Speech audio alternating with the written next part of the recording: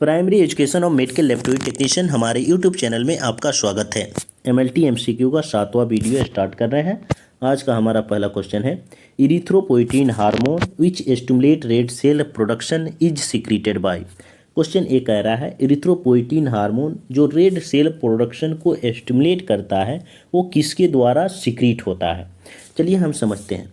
इरिथ्रोपोइटीन एक glycoprotein hormone है जिसका मेजर सीक्रेशन जो है किडनी द्वारा होता है और माइनर सीक्रेशन जो है लीवर द्वारा होता है। ये दोनों ऑर्गन द्वारा सीक्रेट होता है।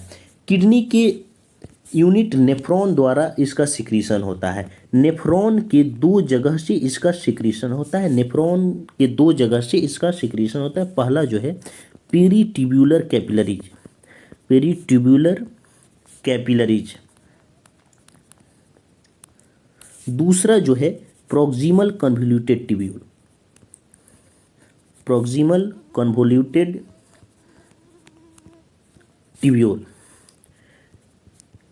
किडनी के नेफ्रॉन के दो जगह से इसके सीक्रेशन होता है, पेरीट्यूब्यूलर कैपिलरीज और प्रॉक्सिमल कन्वोल्यूटेड ट्यूब्यूल।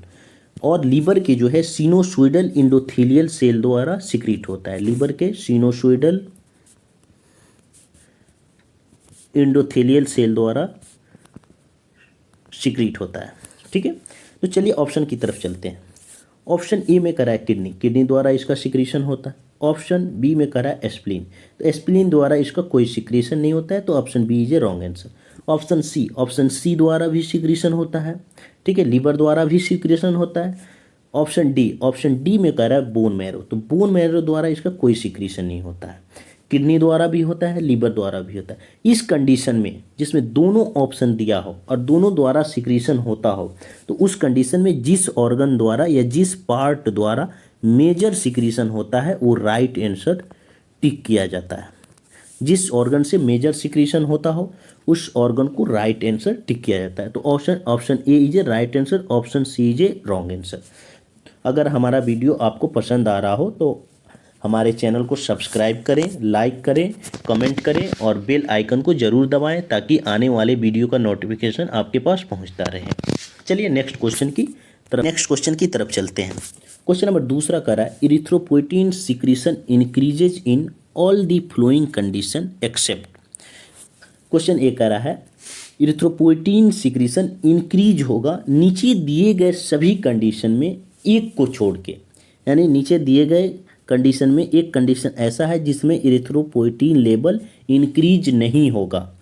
चलिए हम समझते हैं। देखिए इरिथ्रोपोइटीन को हम EPO भी कहते हैं। देखिए जब भी हमारे शरीर में ऑक्सीजन की कमी होगी या टिश्यू में ऑक्सीजन की कमी होगी उस कंडीशन को हाइपोक्सिया कहते हैं। हाइपोक्सिया के बहुत से कारण हैं, हमारे शरीर में ऑक्सीजन कम होने के बहुत से कारण हैं। उस कंडीशन में EPO लेवल इंक्रीज होगा।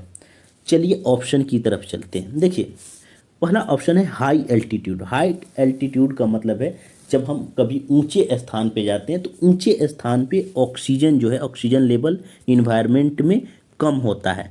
तो ऑक्सीजन लेवल जब कम होगा तो हम वहाँ जो है ऑक्सीजन हम लेते हैं तो हमारे शरीर में ऑक्सीजन की कमी हो जाएगी। इन्वायरमेंट में कम होगा तो हमारे शरीर में ऑक्सीजन की कमी हो जाएगी। तो इस कंडीशन में क्या होगा, EPO लेवल जो है इंक्रीज होगा। ठीक है, हाई एल्टीट्यूड के केस में EPO लेवल इंक्रीज होगा। ठीक है, तो यह रॉन्ग आंसर है। एनीमिया में क्या होता है, RBC जो है डिक्रीज रहता है और हेमोग्लोबिन डिक्रीज रहता है। देखिए RBC के अंदर हेमोग्लोबिन पैक रहता है। हेमोग्लोबिन जो है ऑक्सीजन के साथ बाइंड करता है, हमारे लंग्स में ऑक्सीजन के साथ बाइंड करता है। ठीक है, हेमोग्लोबिन ऑक्सीजन के साथ बाइंड करता है और ऑक्सीजन लेवल को मेंटेन करके रखता है। अगर हेमोग्लोबिन की कमी होती है तो ऑक्सीजन की भी कमी होगी, हाइपोक्सिया की कंडीशन होगी और हाइपोक्सिया में EPO लेवल जो है इंक्रीज होगा। तो एनीमिया के केस में भी EPO लेवल इंक्रीज होता है, तो ये भी रॉन्ग आंसर है। ऑप्शन सी में दे रहा है chronic kidney disease. Chronic kidney disease के कंडीशन में क्या होगा, EPO लेवल जो है डिक्रीज होगा, क्योंकि EPO जो है इरिथ्रोपोइटीन का मेजर प्रोडक्शन जो है किडनी द्वारा होता है और किडनी में कोई भी बीमारी होगी तो EPO लेवल जो है डिक्रीज होगा। देखिए ऑप्शन सी जो है राइट आंसर है। ऑप्शन डी में जो है COPD दे रहा है। COPD का मतलब है ऑप्शन डी में COPD दिया है। COPD का मतलब है क्रोनिक ऑब्स्ट्रक्टिव पल्मोनरी डिजीज।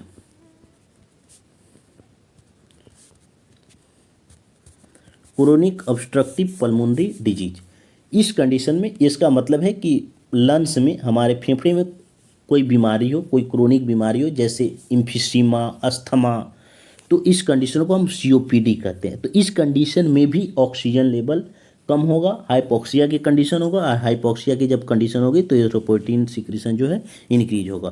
तो इस कंडीशन में ये भी गलत है, बी भी गलत है, ए भी गलत है, सी इज अ राइट आंसर की तरफ चलते हैं। ठीक है, क्वेश्चन ए कह रहा है after birth blood cells are produced in. जन्म लेने के बाद ब्लड सेल्स किसके द्वारा प्रोड्यूस होता है? चलिए समझते हैं। देखिए, बिफोर बर्थ जो है ब्लड सेल्स जो है लीवर द्वारा भी प्रोड्यूस होता है, स्प्लीन द्वारा भी होता है, यॉल्क सैक द्वारा भी होता है, और बोन मैरो द्वारा भी होता है। ठीक है, बट आफ्टर बर्थ जो है ओनली बोन मैरो द्वारा होता है। After birth only bone marrow द्वारा होता है। अब फिर इसमें हम समझते हैं बोन मैरो द्वारा होता है। बोन मैरो द्वारा होता है तो बोन मैरो में ओनली जो है रेड बोन मैरो से ब्लड सेल्स का प्रोडक्शन होता है। रेड बोन मैरो से ही ब्लड सेल्स का प्रोडक्शन होता है। ठीक है, तो red bone marrow is a right answer. तो चलिए हम समझते हैं। Option A before birth production होता है, रॉन्ग आंसर। ऑप्शन सी भी wrong answer. White bone marrow से ब्लड सेल का कोई प्रोडक्शन नहीं होता है, तो ऑप्शन डी भी रॉन्ग है। चलिए आज का हमारा वीडियो समाप्त हुआ, फिर मिलेंगे हम नेक्स्ट वीडियो में।